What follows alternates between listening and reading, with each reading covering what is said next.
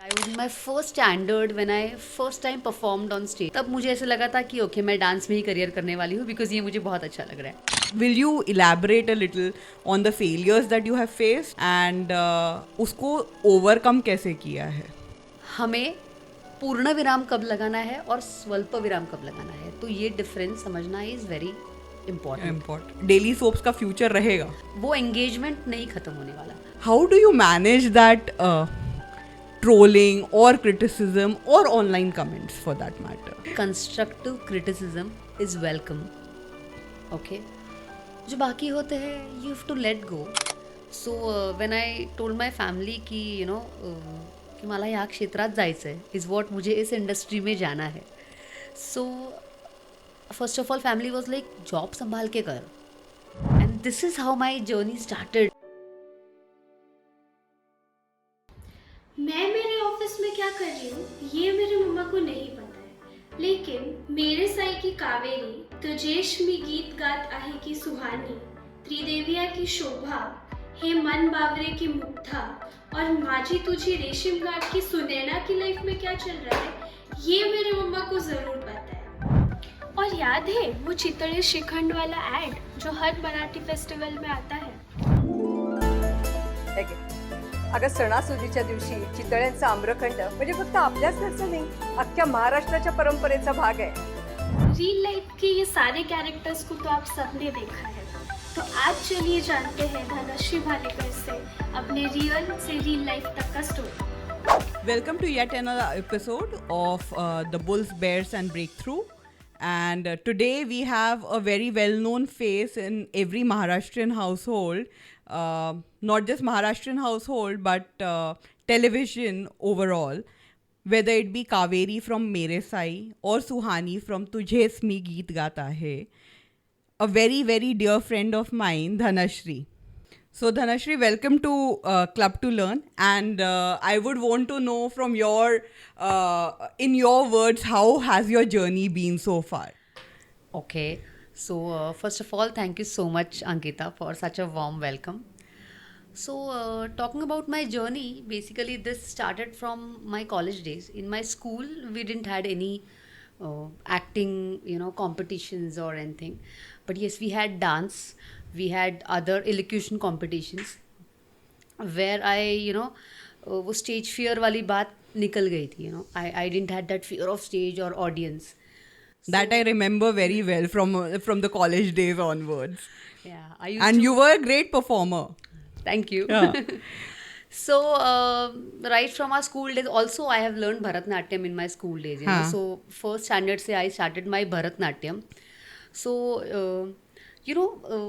वो स्टेज वाला प्यार तभी से डेवलप हो गया था कि जब हम भरतनाट्यम करते थे, I was in my first standard when I first time performed on stage. It was in Kalidas hall, and that was super amazing experience कि इतने सारे लोग सिर्फ मुझे देख रहे हैं. सो वो एक सबसे क्यूट फीलिंग था. तब मुझे ऐसे लगा था कि ओके मैं डांस में ही करियर करने वाली हूँ बिकॉज ये मुझे बहुत अच्छा लग रहा है. बट अल्टीमेटली कहीं पे ये स्टेज से कनेक्टेड था, जो मुझे कॉलेज में आने के बाद रियलाइज़ हुआ. बिकॉज हमारे स्कूल में कोई भी कॉम्पिटिशन्स और एक्टिंग रिलेटेड नहीं होते थे. I was not aware that I can also act.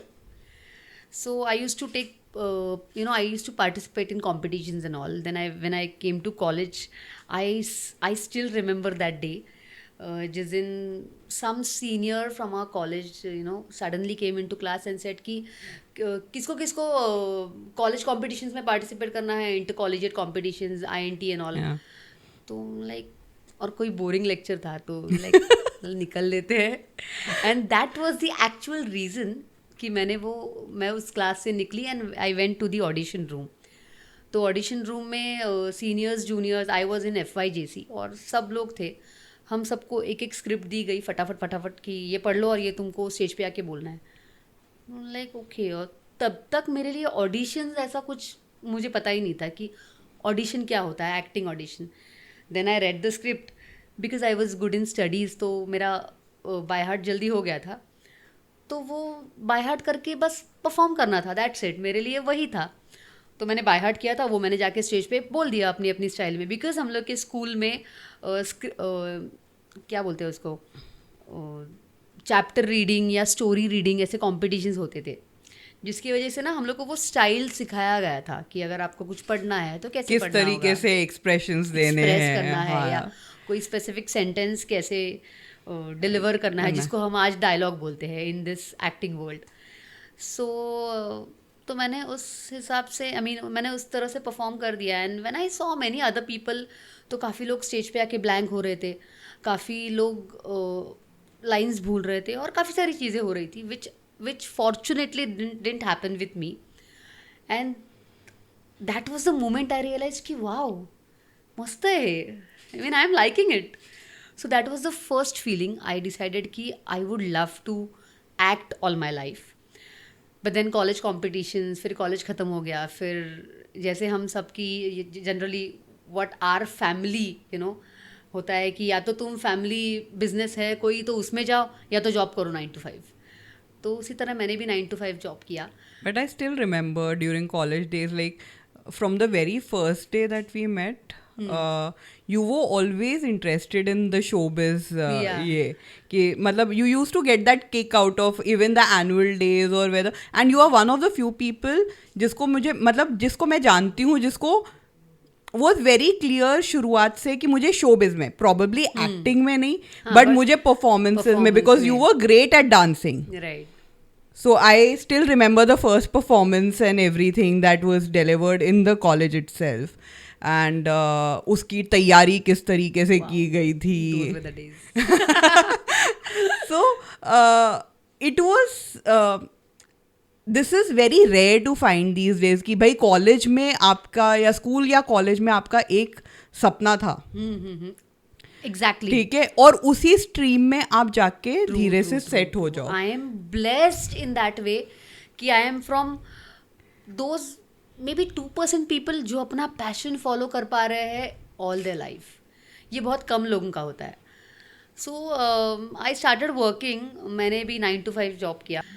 And I was earning well, everything was good, but somewhere I was not happy. But कितने साल you have worked in the corporate sector? Corporate or probably जो last आपका stint रहा है. 5 years. Okay. 5 years हाँ. around. And then I started auditioning and all. फिर तब मुझे अभी भी याद है, my office was in Nepean Sea Road. और नेपेन सी रोड और चर्च गेट साइड पे कोई ऑडिशंस नहीं होते. सारे मैक्सिमम तो बांद्रा या गोरेगांव, कांदिवली. हाँ. तो मैं ऑफिस से 6 o'clock को चेकआउट करने के बाद I use to travel by train all the way to Madh और मलाड और अंधेरी और Kandivali, wherever the auditions are. मैं उनको फ़ोन करके रिक्वेस्ट करती थी कि प्लीज़ मैं ऑफिस से आ रही हूँ.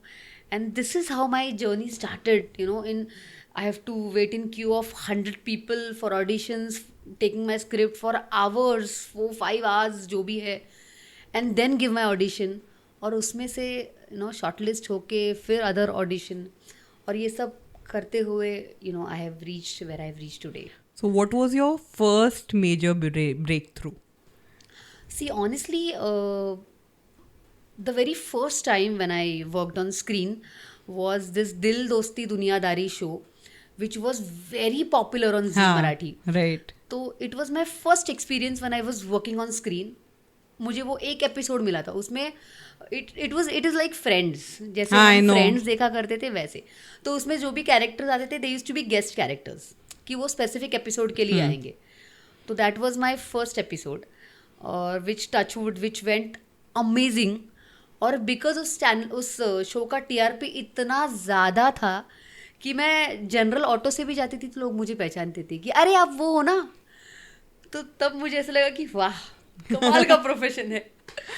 So you get your kick out of recognition? Absolutely. Every actor, I would say. I mean, getting that face value, recognizing when people recognizes you, when they ask you for a selfie और autograph होता था उस जमाने में. आजकल बहुत selfie, आजकल selfie ज़्यादा ही हो गया. But that is our that is a very nice reward. Satisfaction. I mean, that is the biggest reward, I would say. इस सब में what are the challenges? क्योंकि सबसे ज़्यादा हम सीखते हैं फेलियर्स से. ऐसा नहीं होता है कि हमारी लाइफ में हर चीज़ एकदम प्लान के अनुसार चलती रहती है. There are a lot of speed bumps जो हम लोगों के आते हैं, जिसको ओवरकम करना रहता है, फेलियर्स जिनको हम कहते हैं, उनको ओवरकम करके आगे बढ़ना. So how will you elaborate a little on the failures that you have faced and उसको overcome कैसे किया है? Okay. See, first of all, I'll tell you one mantra.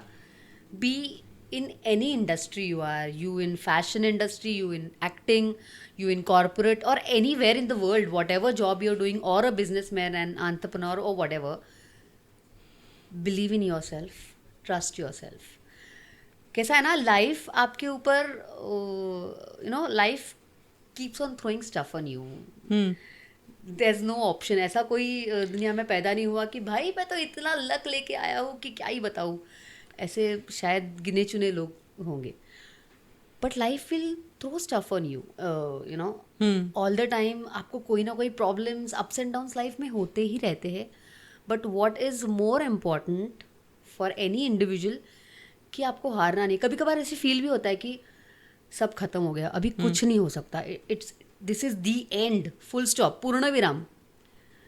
But वैसा नहीं होता है. उस पूर्ण विराम को कॉमा करके, you know, it is very important to understand कि हमें पूर्ण विराम कब लगाना है और स्वल्प विराम कब लगाना है. तो ये डिफरेंस समझना इज़ वेरी इम्पॉर्टेंट.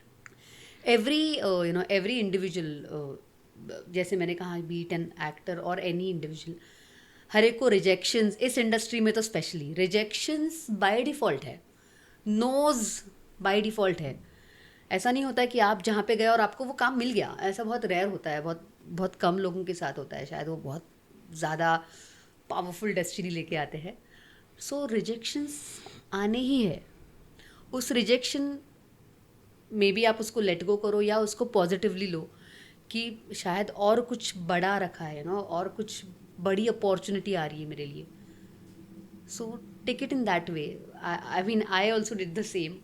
ऐसा कोई इंस्टेंस है जो याद हो जिससे बहुत खराब लगा हो और उसके बाद फिर you have to probably sleep over it for a day और a few days and then come out stronger in it? Rejections मैंने हमेशा ही एक्सेप्ट किए हैं. That was never a problem. I still remember I was in some stress issues and all, तो which affected my health, my sleep and everything, जिसकी वजह से dark circles बढ़ गए थे. मैं बहुत वीक हो गई थी और मेरा खुद का ध्यान भी नहीं था. मुझे जैसे ऑडिशंस आते थे, I use to prepare my script and I use to give. तो एक चैनल से एक शो के लिए ऑडिशन आया था which was a major character. मैं अभी फ़िलहाल मैं तुझे समी गीत गाता है मैं नेगेटिव कर रही हूँ. That was for a positive character and a lead role. So मैंने कहा कि सुपर यार. आई मीन ये अपॉर्चुनिटी हर टेलीविजन एक्टर को चाहिए होती है. बीट अ मेन पॉजिटिव और अ मेन नेगेटिव, दोनों इक्वली इम्पॉर्टेंट है, no doubt about it. But getting a main character, you know, is very important. So वो अपॉर्चुनिटी मुझे काफ़ी स्ट्रगल के बाद आई थी. And I gave my audition. और जनरली ना कई बार ऐसे होता है कि आपको पता नहीं होता है कि आप रिजेक्ट क्यों होते हो, मतलब कोई बताता नहीं है.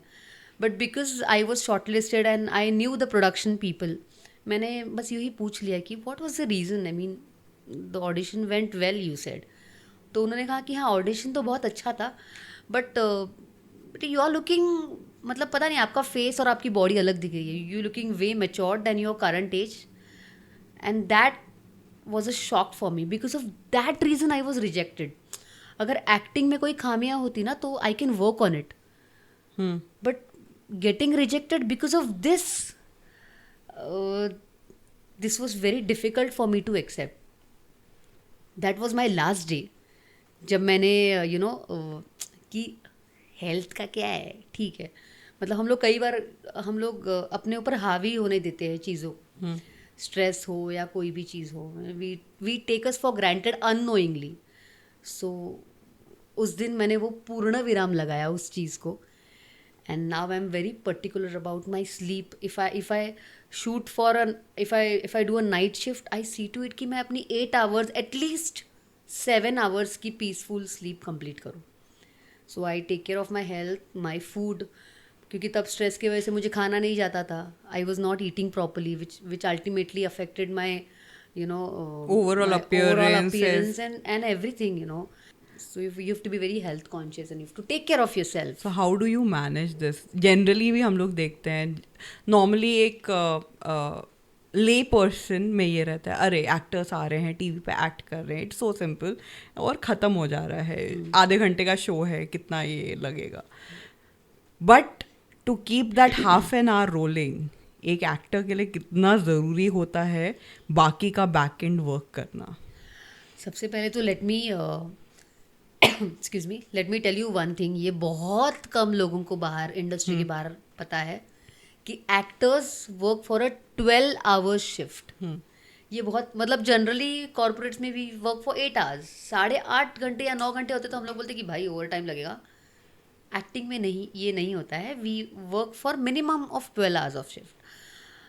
कभी कभार जल्दी पैकअप भी हो जाता है, ऐसे नहीं कि कंपलसरी अगर आप 12 आवर्स के लिए हो तो यू कांट लीव. आपका सीन्स खत्म हो जाता है तो हम लोग को पैकअप मिल जाता है. We work for 12 hours. It is really hectic. कई बार हम जैसे आई स्टे इन थाने, अगर शूट्स मड में होते हैं तो I travel for 2.5 hours before my shoot after pack up. Is amazing. मतलब 12 आवर्स ऑफ शिफ्ट, नॉर्मली लोग एकदम टायर्ड हो जाते हैं. People do not want to work after that. Managing that with probably a 4 to 5 hours of drive that is on the road, and then managing your 7 hours of sleep, managing your food उसके बीच में, तो it becomes very hectic. And that is something that definitely everybody should know कि चाहे वो कोई भी industry हो, अगर किसी को भी सक्सीड करना होता है तो उसके लिए हार्ड वर्क बहुत ज़रूरी होता है. हार्ड वर्क बहुत ज़रूरी होता है and I would say time management भी बहुत ज़रूरी होता है. ओके. एक और चीज़ जो अभी हम लोग देख रहे हैं, this which has happened recently with the augment of OTT and everything, एक डिजिटल शिफ्ट हुआ है. नॉर्मली पहले एक हम लोग वेट किया करते थे कि 7 बजे ये प्रोग्राम आएगा या 8 साढ़े 8 बजे ये प्रोग्राम आएगा. I am talking about of course the TV industry. अब जब से OTT पे शिफ्ट हुआ है तब से कंटेंट भी ज़्यादा रहने लगा है. Right. You have the ease of watching, that is audience has the ease of watching it at their own convenience. तो ये जो shift है, how do you perceive it? Is it positive or negative for the industry per se? I think this is a positive change because change, is very important हर बार. और I would say कि many people, this industry has many strugglers. So this is, in a way, it is good that It is people accommodative. are getting that. Also, they are getting opportunity. They are getting that place where they can show their talent. पहले ऐसे होता था कि मुझे acting आती है पर मुझे मुंबई जाना पड़ेगा if I am staying in some part of the Maharashtra और somewhere. और अगर तभी हर जगह पे शूटिंग्स और वो सब नहीं होते थे. Mumbai was the hub for everything. So मुझे मुंबई जाना पड़ेगा फॉर स्पेसिफिक ऑडिशन और शूट. आज वैसा नहीं है. आज मैं घर बैठे बैठे अपना कंटेंट क्रिएट करके I can reach out people. So this is I think good in a way. You think it's good in a way, but इसमें this is something that I wanted to ask also, and this is something that मेरी conversations में भी हम लोग काफ़ी बार ये करते हैं, बातें करते हैं कि do you think कि जब से ये डिजिटल मीडिया आया है या ये OTT प्लेटफॉर्म्स आए हैं और जब से ये क्योंकि ज़्यादा अकोमोडेटिव हो गया है, which is good in a way of course as you pointed out, but यहाँ पे क्रिएटिविटी जो है, जो बेसिकली एक आर्ट होता था, जो क्रिएटिविटी सारे लोगों की आती थी एक पर्टिकुलर प्रोजेक्ट में, वो कहीं ना कहीं कंटेंट की भरमार करने के लिए डिमिनिश हुई है. सी जैसे मैंने कहा कि ये see I will give an example. इस ग्लास में अगर इतना पानी है, ये एग्जांपल हम लोग ने बचपन से सुना है कि कोई कह सकता है कि ये ग्लास आधा भरा हुआ है या आधा खाली है. राइट. हाँ. See I tell you one thing कि काफ़ी लोगों का कहना ये है कि क्रिएटिविटी डिमिनिश हो गई है. राइट. आधा खाली है. बट आई वुड से वो आधा भरा हुआ है, क्योंकि जिन लोगों को अपॉर्चुनिटी ही नहीं मिलती थी अपनी क्रिएटिविटी दिखाने की, आज उन्हें मिल रही है. So I would put it in this way rather, you know, कि it was very difficult for everyone to reach the right station board a train, right? Aaj because of these things everybody has got opportunity again. बहुत options open हुए हैं. ऐसा नहीं कि पहले ऐसा था कि या तो फिल्म या तो डेली शो. आज वैसा नहीं है. आज शॉर्ट फिल्म्स है जो पहले ज़माने में नहीं हुआ करती थी. राइट. आज शॉर्ट फिल्म्स है, there are web series, there are reels, there's a YouTube again, you know, जहाँ पे आप खुद का चैनल ओपन करो and get started. So there are many ways where people can reach सिर्फ इंडस्ट्री पीपल ही नहीं, लेकिन anyone in the world. So can put out their content and probably leave it to the public to decide whether that content is creative enough or not. Exactly. अगर मुझे वो सही नहीं लगता है, मैं उस चैनल को सब्सक्राइब नहीं, अनसब्सक्राइब कर दूँ या सब्सक्राइब ही ना करूँ. और अगर मुझे किसी का कंटेंट बहुत अच्छा लगता है तो मैं सब्सक्राइब करके उसे फॉलो करूँ. तो मुझे ऐसा लगता है कि डेस्टिनी पे डिपेंड होने की यहाँ पे ज़रूरत नहीं है, कि हर किसी को अपॉर्चुनिटी मिलती है कि जा भाई जी ले अपनी ज़िंदगी. इससे अभी जैसे आपने बोला कि वेब सीरीज़ आ गए हैं, डेली सोप्स. पहले खाली डेली सोप्स हुआ करते थे और मूवीज़ हुआ करती थी. अब बहुत सारे ऑप्शंस वगैरह खुल गए हैं. आजकल यूथ में जनरली देखा गया है कि डेली सोप्स के प्रति टॉलरेंस थोड़ा कम हो गया है. जनरली अगर आप, आई don't know whether people don't acknowledge it in public और किस तरीके से, बट जनरली अगर आप किसी से भी बात करो तो डेली सोप्स के प्रति जो टॉलरेंस है वो कम हो गया है. फाइनाइट सीरीज़ वगैरह लोग बेटर प्रेफर कर रहे हैं. Is it the same in your experience? Because you definitely meet fans, you meet a lot of people, you get a lot of comments on your social media. तो आपके experience में क्या लगता है कि क्या ये टॉलरेंस कम हुआ है या इसका अपना ऑडियंस है, इसका अपना सेट ऑडियंस है कि कोई फ़र्क नहीं पड़ता है? Okay, see what I feel, you pointed it very correctly कि आजकल डेली सोप का ऑडियंस कम हो गया है, लेकिन कहाँ इज़ ऑल्सो अ क्वेश्चन. अगर आप महाराष्ट्र साइड में जाओगे या अगर आप गुजरात या कहीं पे जाओगे या फॉर दैट मैटर मेरे साई, तो अगर आप उन रीजन्स में जाओगे तो उसका फॉलोइंग उतना ही है. ऑल्सो आज अगर आप आपकी मदर, मेरी मम्मा या ऑडियंसेस की काफ़ी लोगों की मम्मा, दादी, चाची, मामी, काकी, ये सब लोग डेली सोप ही देखते हैं. तो age demographics also one more thing, you know, see I tell you one thing. मुझे ऐसा लगता है कि जब हमें किड्स होंगे ना तो ये जनरेशन अलग है. हमारे पेरेंट्स के और हमारे बीच में एक बहुत बड़ा जनरेशन गैप है जो हमारे पेरेंट्स के और उनके पेरेंट्स के बीच में नहीं था. राइट. सो हम लोग ओवरऑल ही बहुत ज़्यादा टेक्नोलॉजिकली एंड ओवरऑल बहुत ज़्यादा डेवलप हुए हैं इस जनरेशन में. राइट. सो आज जो डेली सोप्स देखे जाते हैं, कल को ये हो सकता है कि अगर डेली सोप्स देखे जाना ज़रूरी है तो फिर उसका कंटेंट भी वैसा ही बनेगा, यू नो, कि वो हमारी जनरेशन को भी उतना ही एंगेज करे. राइट. बिकॉज अभी के जो क्रिएटिव डायरेक्टर्स या यू नो जो अभी राइटर्स हैं जो हमारे जनरेशन के, वो भी यही सोचेंगे ना कि अगर अरे यार ये नहीं बनाते, ये तो बहुत पुराना हो गया है, ये शायद आज किसी को पसंद नहीं है, मुझे क्या पसंद है मैं उस हिसाब से लिखूँगा. राइट. करेक्ट. सो कल को ये भी चेंज एक्सपेक्टेड है. सो डू यू थिंक कि शायद फ्यूचर में daily soaps will lose their prominence? क्योंकि एज डेमोग्राफिक्स जैसा हम लोग ने बात किया था कि हमारी ग्रैंड मदर्स हैं, हमारी मदर्स हैं, probably to some extent us also. हम लोग डेली सोप्स हम लोग थोड़ा बहुत देखते हैं, वो लोग थोड़ा ज़्यादा देखते हैं. Probably the coming generation might not want to see it, might want to see it, I don't know. But how do you perceive कि ये किस तरीके से डेली सोप्स का फ्यूचर रहेगा? That's what I told you, you know, कि what I personally feel is कि अगर मैं राइटर हूँ तो मैं ऐसा कुछ लिखूँ डेली सोप्स में कि जो सामने वाला देखना पसंद करे. Right.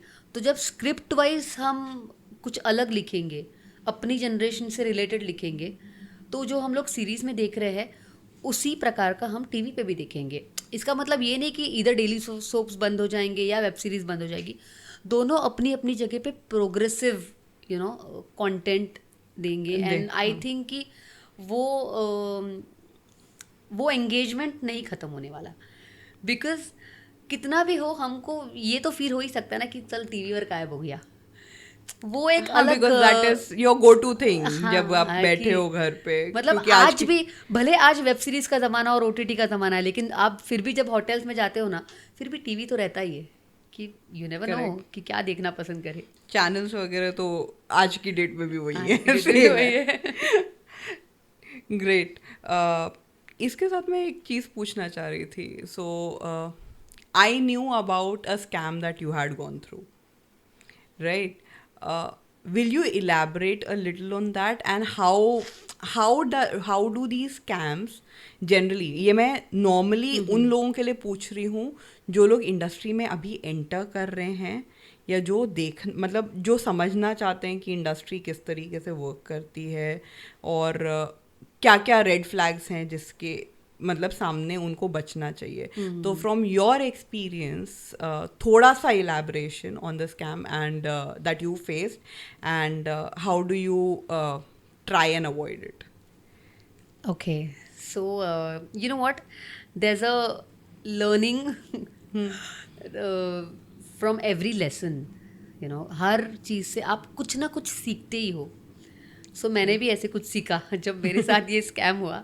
Good that you asked this question honestly Ankita, because generally scams होते ही रहते हैं छोटे मोटे हर जगह। स्टूपिड स्कैम्स, मतलब उसमें हम सोचेंगे अरे इसमें क्या है यार, इसमें कैसे क्या मतलब पैसे बर्बाद किए तुमने, ये बाय डिफ़ॉल्ट है।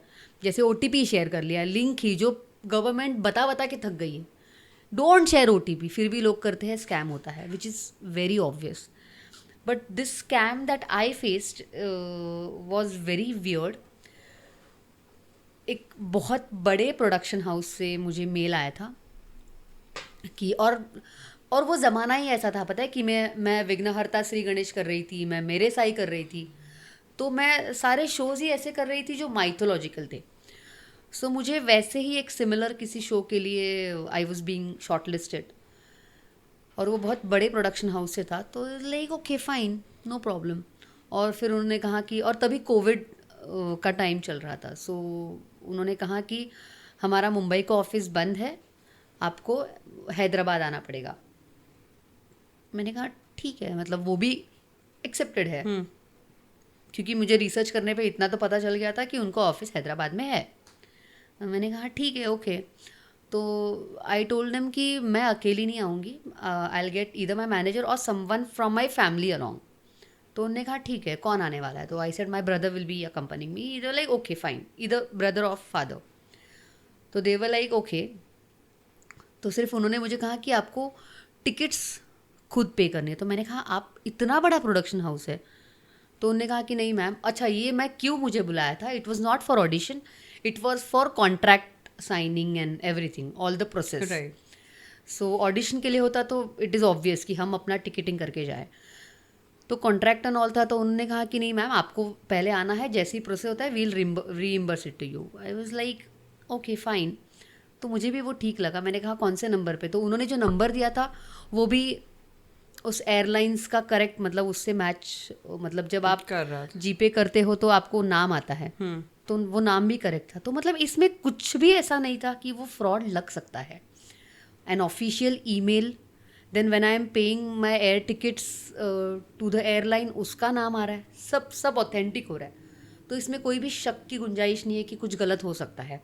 अच्छा, उन्होंने मुझे प्रोमो कोड भी दिया जिस पे मुझे डिस्काउंट भी मिला, और उस प्रोडक्शन हाउस के नाम से। सो इतना सब ऑथेंटिक था। और फिर जब मुझे रात तक टिकट नहीं आई, क्योंकि दूसरे दिन मुझे फ्लाई करना था, अर्ली मॉर्निंग फ्लाइट थी, और जब मुझे रात तक टिकट नहीं आई, फिर मुझे कुछ समझ में नहीं आया। तो पहले इनिशियली उन्होंने कहा कि नहीं ma'am, it's just a problem कि अभी कंफर्म नहीं हो रहा है आपका टिकट एंड ऑल, ऐसा सम स्टूपिड रीज़न दिया। तो कंफर्म एंड ऑल नहीं हो रहा है, इससे मुझे डाउट आ गया कि एयरलाइंस का टिकट कौन सा कंफर्म नहीं हो रहा, और मतलब क्या ही है। फिर फिर मैं रुकी उस दिन के लिए and the other day I went to the police station and cyber. जब मैंने उन्हें बताया कि ये सब इतना ऑथेंटिक था तो उन्होंने कहा कि फिर ये वही प्रोडक्शन हाउस रहेगा कि उनके बैकएंड से कोई कर रहा है. सो हुआ ये था, मैं उनके ऑफिस में भी गई. पहले उनके ऑफिस के लोगों को भी ये डाउट है कि ये अपने ऑफिस में से किसी ने तो नहीं किया ना, बिकॉज सब कुछ करेक्ट है. फिर उस पर बहुत रिसर्च करने के बाद या बहुत Investigation करने के बाद. हाँ, इन्वेस्टिगेशन करने के बाद उनको पता चला कि ओके फाइन, कि ये एक जैसे फॉर एग्जांपल जब हम आई लिखते हैं तो उसके ऊपर जो डॉट देते हैं वो कुछ ऐसा था. बस इतनी सी बात थी. राइट. और उसमें उन्होंने वो मेल आईडी कुछ फ्रॉड करके मुझे मतलब ये सब किया था. So this was my experience. Well, वो पैसे वापस आ गए पूरे. ओके, बिकॉज मैंने पुलिस कंप्लेंट की और मैंने उसके बारे में न्यूज़ में न्यूज़ नहीं बट नॉर्मल आपने बात मीडिया करनी शुरू पीपल की एंड थी. हाँ. मीडिया पीपल एंड ऑल, इन सब में बात की. ऑल्सो ये हुआ था कि उन्होंने मुझे थ्रेट कॉल्स भी किए थे, क्योंकि मेरा एक वीडियो मैंने इंस्टाग्राम पे भी डाला था जो बहुत वायरल हुआ था उस समय.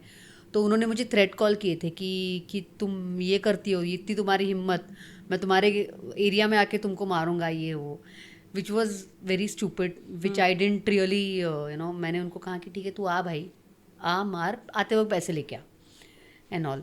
सो फिर finally I got my money. But जब मैंने ये रेस किया तब मुझे बहुत लोगों ने डीएम्स किए कि मैम हमारे साथ भी ये हुआ था, इसी कंपनी के नाम से हुआ था. इसका मतलब उन्होंने और भी बहुत जगह पे फ्रॉड किया था, सिमिलर फ्रॉड. Basically impersonation था. It wasn't by the production company, no, it was not but by the it was production somebody company. impersonating Right. that company. Right, it was someone else. और फिर क्या होता है ना, you know what happens Ankita, कि people don't talk about it. पहली बात उनका रहता है कि नहीं सोसाइटी, लोग क्या कहेंगे. लोग तुम्हारे पैसे लाके नहीं देने वाले हैं. So it is you who have to go and talk about it, most important. तो people don't talk about it, people fall for this things. मुझे ऐसा लगता है कि अनफॉर्चुनेटली तभी कोविड था, इसके लिए मैं तभी प्रोडक्शन हाउस में नहीं गई, क्योंकि वो उस 8 दिन तक वो प्रोडक्शन हाउस भी बंद था. बट अगर आपको ऐसा कोई भी, जैसे आपने मुझे पूछा था कि what will you tell people, I mean how will you guide people about it, तो आई विल से कि सबसे पहली बात कि जाके उस प्रोडक्शन हाउस में चेक करो या गूगल पे उनका नंबर ढूंढो, कॉल देम एंड आस्क. और तीसरी मोस्ट इम्पॉर्टेंट बात कि जब भी आपको कोई भी कहता है ना कि आप पहले पे करो and then we will reimburse, या पहले पे करो एंड उस पर हम आपको काम देंगे, डोंट फॉल फॉर इट. ऐसा कोई प्रोडक्शन हाउस नहीं है. I have been in this industry for past 7-8 years. ऐसा कोई भी प्रोडक्शन हाउस नहीं है जो बोलता है कि पहले पैसे दो और फिर हम आपको देंगे. ऐसा कोई नहीं करता है. So I will tell everyone in the audience, don't fall for it please, because बहुत लोगों को जो नए नए आते हैं ना इंडस्ट्री में, उनको यही लगता है कि पहले थोड़ा पैसे भरना है फिर काम मिल जाएगा. ऐसे नहीं होता है. आप भले छोटा रोल करो, start from zero, but don't do these stupid things कि मैं पैसे, मतलब क्योंकि लोग अपने इन्वेस्टमेंट्स तोड़ के या गहने बेच के या पता नहीं क्या क्या करके यार पैसे जमा करते हैं और इन फ्रॉड्स के हाथ में देते हैं. So this should not happen. This is the saddest part, of this industry. Which everybody should remember कि अगर कुछ कर रहे हो तो उसको मतलब सही प्रोसेस से करो and do not fall for these things. And जैसे मेरे साथ हुआ कि in case if you face any situation, please talk about it. Media में जाओ, पुलिस के पास जाओ. कई बार अथॉरिटीज हैं आपको हेल्प करने के लिए. हाँ, exactly. How was your overall experience doing this? बाप रे, इट वाज वेरी टीडियस. मतलब पुलिस के साथ भी फॉलो अप करना पड़ता है. Unfortunately all these people are very helpful, no doubt about it. लेकिन एक आपके साथ ही पूरी दुनिया में फ्रॉड नहीं हुआ है. और कई बार जब फ्रॉड होता है ना तो पैसे वापस नहीं आते. ये एक सोच बन गई है कि अरे फ्रॉड हुआ है ना, पैसे नहीं मिलेंगे. So then you have to, जैसे मैंने थोड़ी देर पहले कहा था कि you have to believe in it. तो आप बिलीव करोगे ना कि नहीं, मेरा पैसा ना कहीं नहीं जाएगा, मुझे मिलेगा. And then you take steps accordingly, follow up करो, और धमकियों से मत डरो. मुझे तो थ्रेट कॉल्स दिए थे कि मैं तेरे मुंह पे आके एसिड फेंकूंगा. तो इस सब से मत डरो, कोई कुछ नहीं कर सकता, इनकी हिम्मत ही नहीं है आपके सामने आने की. So that's it. बेसिकली ये जिस तरीके से सोशल मीडिया पे ट्रोलिंग होती है कि भाई एक खाली नाम आ गया और दैट्स इट, उसके अलावा आपके पास कोई ट्रेस नहीं है. फ्रॉडस्टर्स भी वैसे ही Fraudsters होते भी हैं. वैसे है. Coming back to trolling and everything, तो एक्टर्स और public figures generally put them out for open criticisms. Correct. हम लोग जितना देखते हैं, मेरे साथ तो एक बार ही हुआ है, though I am not in very much in the public domain, but I still remember an incident where मैं एक normally case लड़ रही थी, and there were some people who were for it and some people of course who were against it. Against It it. had garnered a lot of media attention. और उसके बाद जो Twitter पे trolling हुई है, तो आफ्टर 2 days आई हैड, मेरा ये रिस्पॉन्स था कि मैंने ट्विटर देखना बंद कर दिया था. बाकी सब लोग जितने भी लोग थे टीम में या मेरे दोस्त थे, वो लोग देखते थे. वो लोग, उनको जो भी ये देना होता था, फीडबैक देना होता था, या उन लोगों को ये करना, मैंने तो उनको भी बोल दिया था कि मतलब नहीं है. If we believe in a cause तो हम लोग करते हैं. Let's see, we'll take open criticisms, मतलब constructive criticism, but बाकी जो trolls हो रहा है, जो names आपको बुलाए जा रहे हैं, उसके ऊपर ध्यान नहीं देना है. But you put yourself out there on a daily basis. मैं वही बोल रही हूँ कि मैंने एक बार ये फेस किया है. You put yourself out on a daily basis. आपका शो जो है वो हर दिन प्ले कर रहा है. इन द रिसेंट शो जो है जहाँ पे आप सुहानी का कैरेक्टर प्ले कर रहे हो, वहाँ पे आपका नेगेटिव रोल है. सो काफ़ी बार जब ऑडियंस आपके साथ कनेक्ट कर जाती है, which is a good thing, because they tend to believe that you are in, that is the appreciation for art. But how do you manage that trolling or criticism or online comments for that matter? You know what, while asking this question itself, you answered the question कि constructive criticism is welcome. Okay, जो बाकी होते हैं you have to let go. आपने ऐसे किया था कि आपने कमेंट्स पढ़ने बंद किए थे, जो यूजुअली काफ़ी लोग करते हैं. बट मी और माई टीम, यस, जब हमें टाइम होता है we read comments.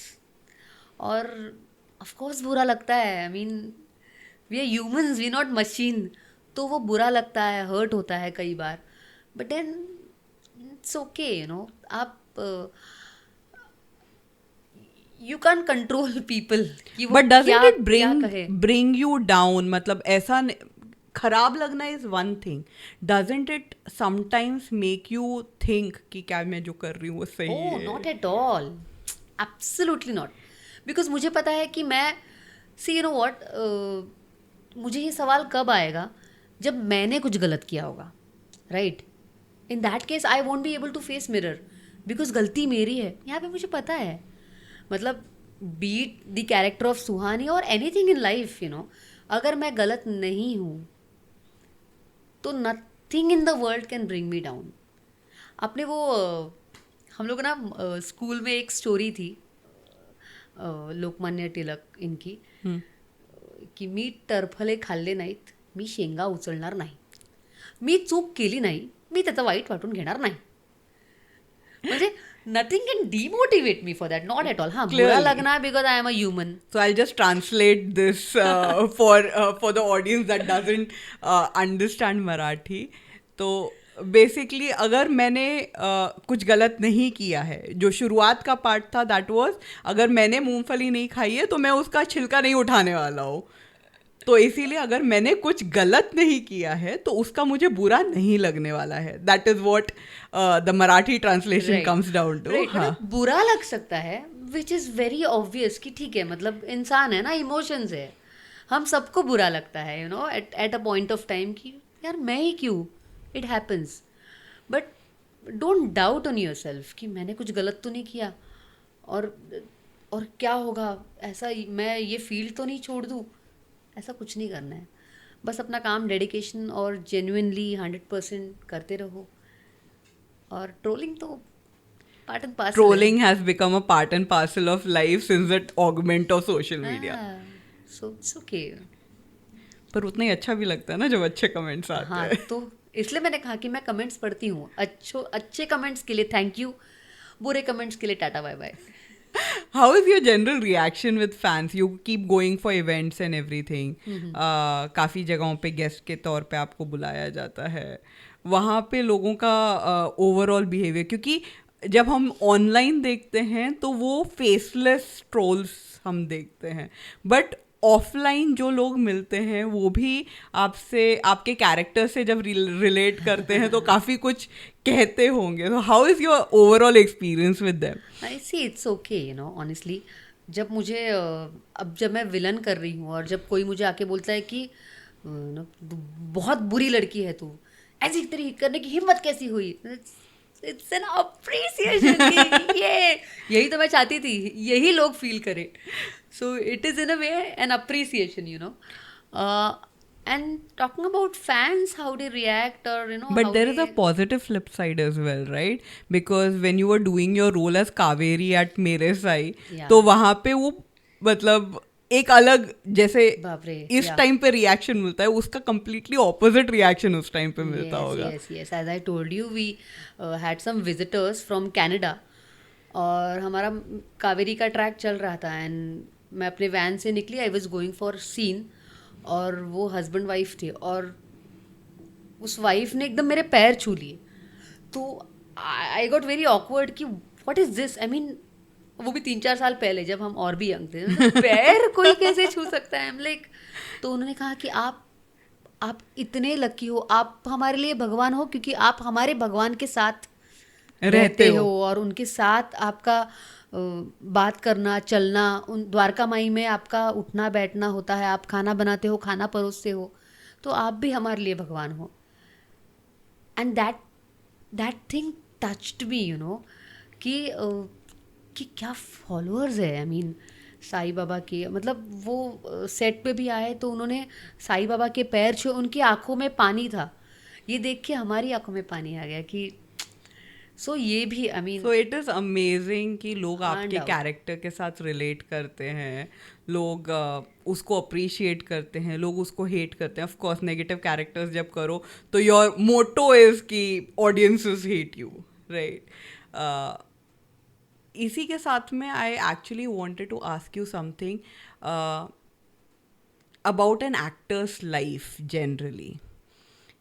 what I have figured out is actors का जितना शोबिस में उनका आई वुड से जितना शोबिस जनरली हाइप्ड अप रहता है, उसमें ही हम लोग स्टोरीज भी सुनते हैं कि काफ़ी सारे actors at one point of time who were doing really well, उन लोगों का काम ख़त्म होने के बाद या काम बंद होने के बाद they have had tough life, right? So from all the stories, of course keep reading, so from all the stories एक चीज़ समझ में आई कि जितना ग्लैमरस ये दिखता है उसी के साथ उसके अपने चैलेंजेस आते हैं इंडस्ट्री के, राइट? तो ऐसे में ऐसी एक जहाँ पे अनसर्टेनिटी है, आज आप एक प्रोजेक्ट कर रहे हैं, of course you have achieved great heights in everything, but जहाँ पे आप प्रोजेक्ट्स कर रहे हैं, आपकी इनकम सर्टेनिटी है उस टाइम पे for those many episodes and everything, then there might be a dull phase, then again you will get into a project because of course you also cannot go on filming for 12 hours every day, 365 Right. days a Yeah, year. obviously. So like any business, this is also very cyclical, right? तो इसमें आप अपने finances किस तरीके से manage करते हैं? What are the challenges? मतलब मेरा क्वेश्चन ये है कि आप क्या चैलेंजेस फेस करते हैं? जैसे आपने बोला आप एक कॉर्पोरेट जॉब से आ रहे थे, राइट? उस टाइम पे ये डिसीजन लेना टू चेंज करियर फील्ड्स, ये सब बहुत एक मेजर ये चलता है. तो इस सब में आपने क्या चैलेंजेस फेस किए हैं? Okay, see, as you rightly said, every business, it is cyclical. So challenges generally, See, when I came into this industry, because I didn't had anyone from my family, I started literally from zero. So when I told my family की की मला ह्या क्षेत्रात जायचं आहे, is what मुझे इस industry में जाना है. So first of all family was like job संभाल के कर. I still remember the reaction. Yes and I was like okay चलेगा. मुझे तब ये नहीं पता था कि आप जॉब संभाल के नहीं कर सकते. This is not that industry कि आप जॉब संभाल के एक्टिंग भी करो. 12 घंटे तो 8 घंटे तो ऑफिस में ही निकल जाएंगे. 4 आवर्स के लिए कोई नहीं रुकाने वाला. So I was like my family told me कि अगर तू जॉब संभाल के कर सकती है तो it is fine. I said okay. And I got into this industry. Initially जो मैंने आपको दिल दोस्ती दुनियादारी के बारे में बताया, तब मैं जॉब कर रही थी. I was working and I was giving auditions and acting on Saturdays and Sundays, weekends. तो it is all going good. Initially 6 महीने मैंने वैसे ही किया.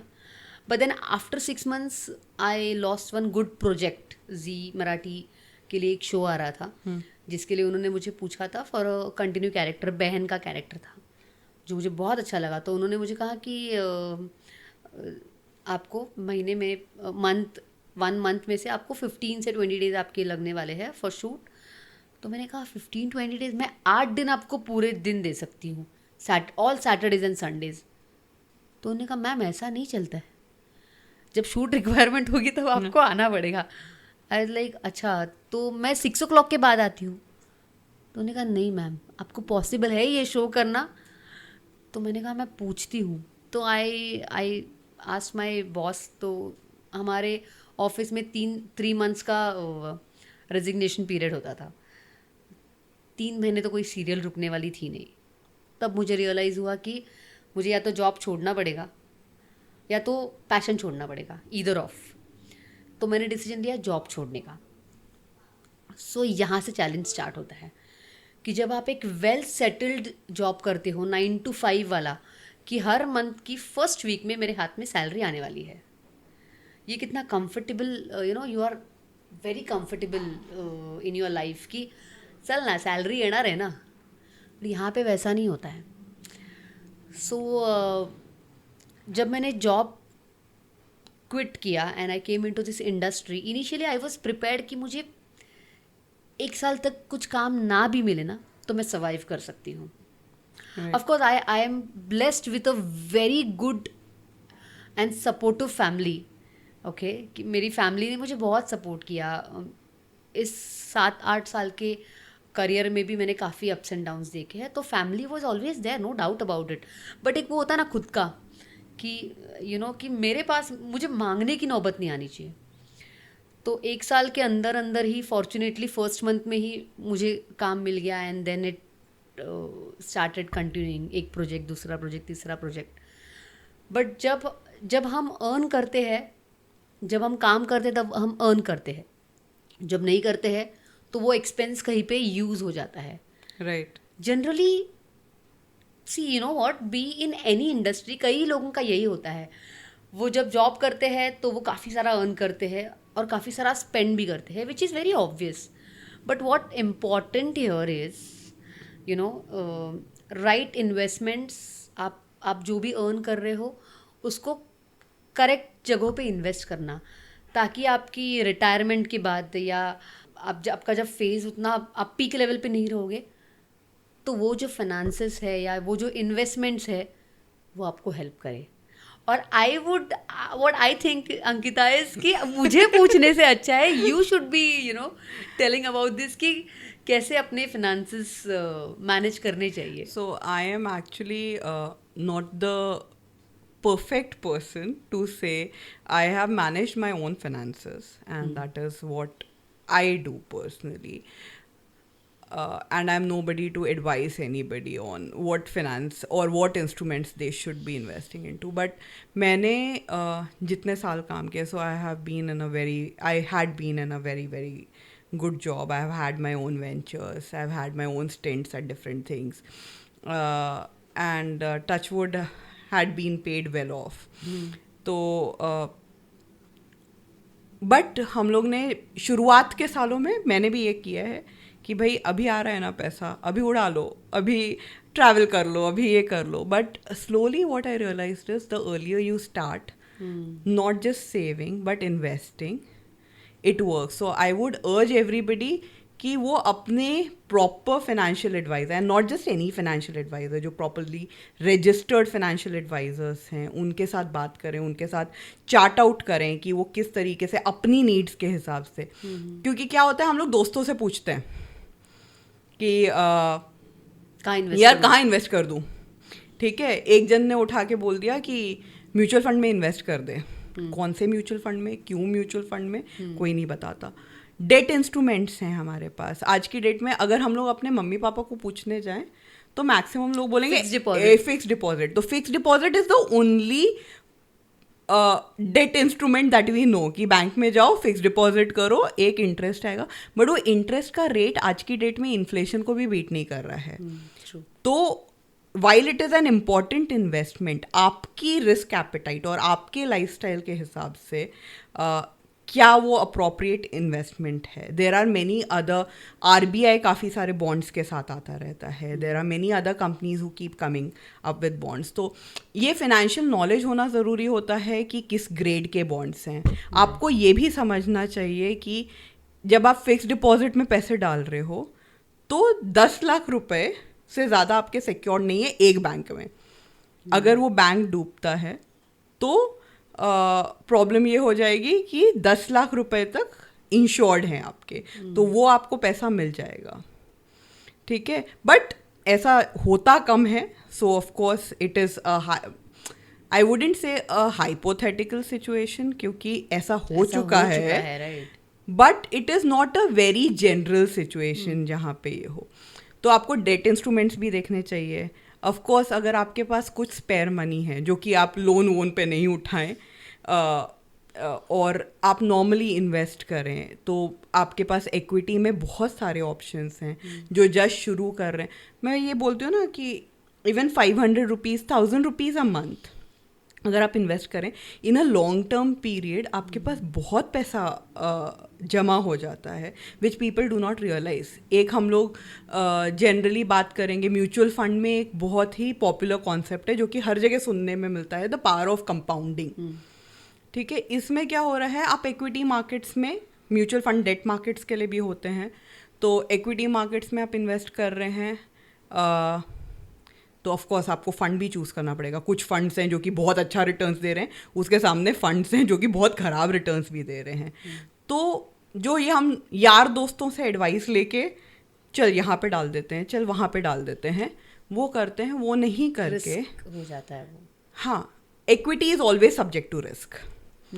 तो डेफिनेटली उसमें बोरोड पैसा कभी नहीं लगाना चाहिए. It is the disposable income that you have that you should be probably investing into. But ये diversification बहुत ज़रूरी होता है, और ये diversification आपको खुद figure out करना पड़ता है कि मैं कितना debt equity ratio रखना चाहता हूँ अपने पोर्टफोलियो में. Debt आपको fixed income की गारंटी दे देता है, equity वहीं पे आपको इनकम क्रिएशन, वेल्थ क्रिएशन की तरफ अगर कुछ लेके जाता है तो वो equity लेके जाता है.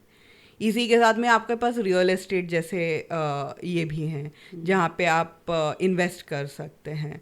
तो बहुत सारी कंपनीज आ गई हैं which are giving out modules. तो ये डेफिनेटली हर किसी के अपने पर्सनल एपेटाइट के ऊपर है कि आप कितना रिस्क ले सकते हो. अगर कोई बोले कि भाई मैं रिस्क बिल्कुल नहीं ले सकता हूँ, I think for younger generation still थोड़ा रिस्क लेना जायज़ है. हाँ, बट फिर उसको अपना कैपेसिटी डेफिनेटली चेक करना होगा कि क्या ये रहता है. तो मेरे लिए पर्सनली अगर बोलो तो मैंने डाइवर्सिफाई शुरुआत से करना शुरू कर दिया था. नॉट शुरुआत से, probably 1-2 years down the line when I thought कि भाई ट्रैवल आगे होगा कैसे अगर if I decide to quit. Right. तो that is the time I started saving, I started investing थोड़ा थोड़ा करके. उसके बाद started reading more, getting more knowledge. एक ये होता है ना कि हम लोग एडवाइजर्स के पास छोड़ देते हैं कि भाई तू पैसा ले ले, तू मैनेज कर. तो while that is very good, क्योंकि प्रोफेशनली अगर मैनेज हो रहा है तो बहुत अच्छा है, बट आपको भी उस प्रोडक्ट का थोड़ा बहुत नॉलेज होना चाहिए अगर आपको आपके इन्वेस्टमेंट्स अच्छा काम करना है, मतलब you want to see your investments grow. तो वो एक चीज़ हो जाती है। बहुत लोग आजकल हम लोग देख रहे हैं कि बहुत लोग इक्विटी सेगमेंट में इक्विटी सेगमेंट में FNO वगैरह में घुस जाते हैं कि यहाँ से बहुत easy money. So investments you can never see age, कभी इस सेगमेंट में ये सोच के नहीं आना चाहिए कि पैसा रातों रात डबल हो जाएगा।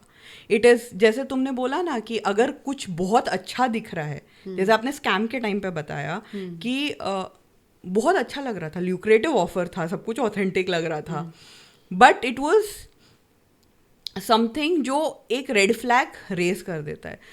तो हमारे रेगुलेटर्स भी स्टडी वगैरह के साथ बाहर आए हैं कि भाई 90% people lose money in FNO segment. Cash segment के लिए वैसा नहीं है, उसके लिए अलग रिपोर्ट्स हैं, रिसर्च है।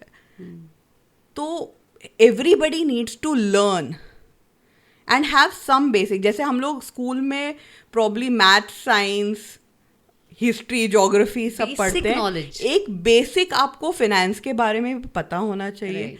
एंड डेफिनेटली जो मुझे लगता है, जो कि आपने भी, हम लोग बात कर रहे थे बीच में, डाइवर्सिफिकेशन की डेफिनेटली ज़रूरत होती है। Right. So So you yourself answer this question.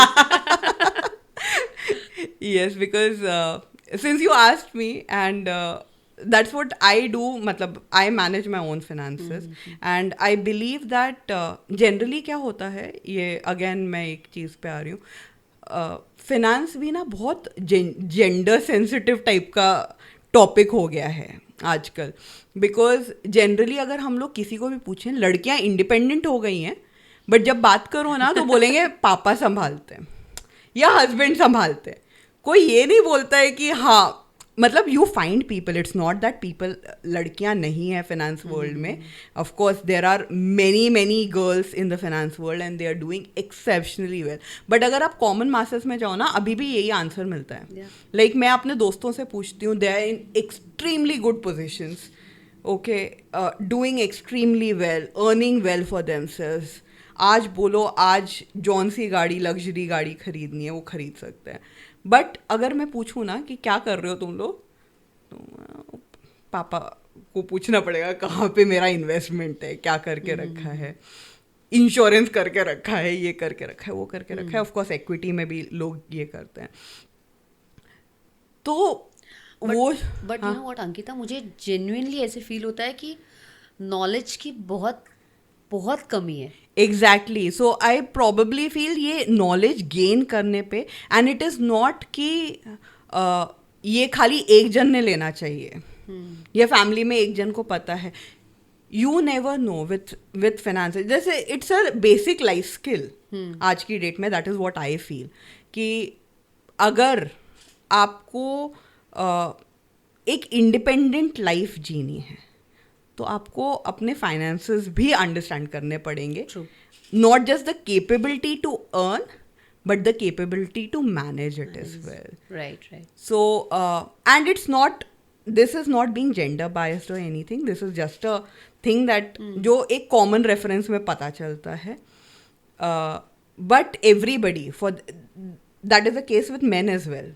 Like most people आज की डेट में फिनेंस नॉलेज बहुत कम है। Of course I am also learning, so it's not कि जो मैं कर रही हूँ, मैंने भी ऑलमोस्ट 10 साल, I still remember the first email I had written to somebody to start learning how to invest. So I had started back in 2011। उस टाइम का मेरे को ईमेल भी मिल जाएगा जब मैंने पहली बार बोला था कि I want to start investing, how do I go about it. This was a specific email that I had send. और उसके बाद से journey has been up and down, and उसके बाद I think properly seriously I started only in 2019 or 2020.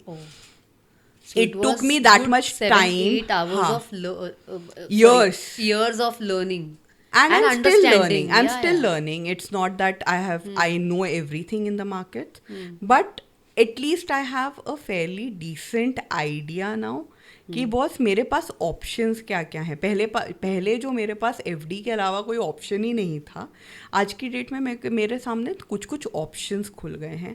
And that is something that everybody must थोड़ा सा basic financial knowledge के ऊपर काम करना चाहिए. जैसे एक बेसिक हम लोग जितने सब्जेक्ट स्कूल में पढ़ते हैं उसमें एक ये फाइनेंशियल प्लानिंग भी एक छोटा सा ऐड करो, at least in college if not in school. मैं तो प्रिसाइसली कि थोड़ा बहुत आना शुरू होना चाहिए. खाली सेविंग नहीं but investing as well. True.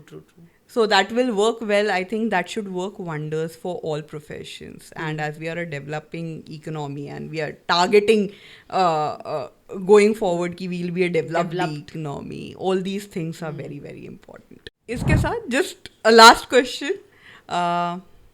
So when I had invited you for a club to learn session, I had said कि we've just started off with this a few months back. And I would like to know your views कि क्या क्या लगा. हम लोग अलग अलग industry के लोगों से बात कर रहे हैं, तो how do you find this initiative of Club to Learn? Of course, it is a very good initiative, no doubt about it. You know, as you just said in the previous conversation when we were having this, कि कहीं ना कहीं से शुरुआत होनी बहुत ज़रूरी है. तो the best part about club to learn is कि आप वो शुरुआत कर रहे हो. You are inviting, as you just said कि you are inviting people from different industries and then talking about it is like you know giving a good knowledge. लोगों को भी पता चलता है. It's not just giving good knowledge, it's actually attaining good knowledge as well. क्योंकि काफ़ी सारा हम लोग जब इंडस्ट्रीज को देखते हैं तो बाहर से देखते हैं. When we talk to industry insiders like you, तो हम लोगों को उस इंडस्ट्री के बारे में एक पर्सपेक्टिव भी मिलता है. जैसे मैंने बोला पहले ही कि एक हम लोग का पर्सपेक्टिव बना होता है कि एक्टर्स की लाइफ सिंपल होती है या ये होता है, फेम भी मिल रहा है, पैसा भी मिल रहा है, सब कुछ हो रहा है, बट उसके पीछे का हार्ड वर्क नहीं दिखता है. वैसे ही अलग अलग इंडस्ट्री के अपने अपने चैलेंजेस होते हैं. हर इंडस्ट्री का हर पर्सन का अपना अपना चैलेंज होता है. So that is what I wanted to ask you, ki how do you see the initiative is as I told you ki it is really a good initiative, but I also want to ask you that how did you come up with this concept कि ऐसा कुछ करना है. So to be honest, I have already covered this in our introduction video and which you have already seen. I'll again come back to it. So it was actually one day that I was sitting with Vikas and मैंने बताया ना जैसे कि 2011 में मैंने सबसे पहला email लिखा था कि मुझे इन्वेस्टमेंट्स के बारे में सीखना है, समझना है. ना मेरे पास प्रॉपर गाइडेंस था उस टाइम पे. फैमिली में भी पूछते थे तो they were also not open to all of these mediums कि क्या क्या मीडियम्स हो सकते हैं. आजकल जब से कोविड ख़त्म तो नहीं हुआ है, जब से कोविड शुरू हुआ है वुड से, उस लॉकडाउन में क्या हुआ कि बहुत सारे डीमैट अकाउंट्स वगैरह खुल गए. ये स्टैटिस्टिक्स आने लगा एंड एक बज़वर्ड फैला कि बॉस इस सेक्टर में इक्विटी में पैसा बनता है. उसकी वजह से बहुत सारे लोग आने लगे, बहुत सारे पार्टिसिपेंट्स आने लग गए इक्विटी मार्केट्स में, बट वहाँ पे भी नॉलेज की कमी थी. आज अगर रेगुलेटर हमारा डेटा दे रहा है कि 9% लोग लॉस कर रहे हैं, तो ऑफकोर्स FNO वगैरह ज़ीरो सम गेम होता है, तो वहाँ पे जो कोई प्रॉफिट कर रहा है किसी ना किसी का लॉस हो रहा है. बट इसमें भी जब हम लोगों को इंडस्ट्री के बारे में पता होता है तो हमारे चॉइसेस बढ़ने लगते हैं. जैसे जैसे हमको नॉलेज मिलती है किसी इंडस्ट्री की. फॉर एग्जांपल हम लोग अभी काफ़ी सारे लोगों से बात कर रहे हैं. So we have things in the pipeline. We have already done a few industries in the past. We are doing media with you. We will be talking, or we have already spoken about electric vehicles. We have spoken about shipping industry. We have spoken about how politics impact economy. तो जब हम लोग industry experts या industry insiders से बात करते हैं तो एक पर्सपेक्टिव भी मिलता है कि किस तरीके से उस इंडस्ट्री में क्या चीज़ें ग्रीन फ्लैग्स हैं और क्या चीज़ें रेड फ्लैग्स हैं. So with all of those things together, combined together, they only add up to your knowledge. And for anything, आज की डेट में सबसे प्रेशियस अगर कोई चीज़ है तो आई थिंक वो नॉलेज है. True. और वो जितनी बांटो उतनी बढ़ती है, क्योंकि because you get very very different perspectives from very different people, and when it comes from industry experts it also gives you enough faith कि हाँ जो मैं सोच रही हूँ वो शायद सही है, जो मुझे पहले लग रहा था शायद सही है वो किसी ने एंडोर्स किया, या फिर ये लगता है कि जो सोच रहे हैं वो शायद कंप्लीटली ऑन द गलत पाथ है. तो उसमें हम लोग फिर नॉर्मल अपना ये करें. तो basically this initiative was meant कि एक पर्सपेक्टिव मिले, group of people come together, they discuss topics, they discuss industries, they discuss financial ideas, क्योंकि of course हम पढ़ें बट जब पर्सपेक्टिव्स मिलते हैं तो वो नॉलेज एक्सपैंड होती है. तो काफ़ी सारी चीज़ें वहाँ से तो हम लोग डिस्कस कर रहे थे. मेरा भी जो पहला इन्वेस्टमेंट था वो डिस्कशन से ही आया था कि मुझे क्यों लगता है, मेरा कोई भी डिसीजन होता है कि मैं पर्सनली जिन कंपनीज में इन्वेस्ट करती हूँ या ये, तो मेरा हमेशा बैक्ड विथ रीज़न होता है कि क्यों करें, इस रीज़न की वजह से इसमें इन्वेस्ट करना है या इस रीज़न की वजह से इसमें इन्वेस्ट नहीं करना है. हमारे पास बहुत सारे, so not just equity, of course in debt also. तो हर चीज़ को रीज़न से बैक करना ज़रूरी होता है और उसके लिए नॉलेज बहुत इंपॉर्टेंट हो जाती है.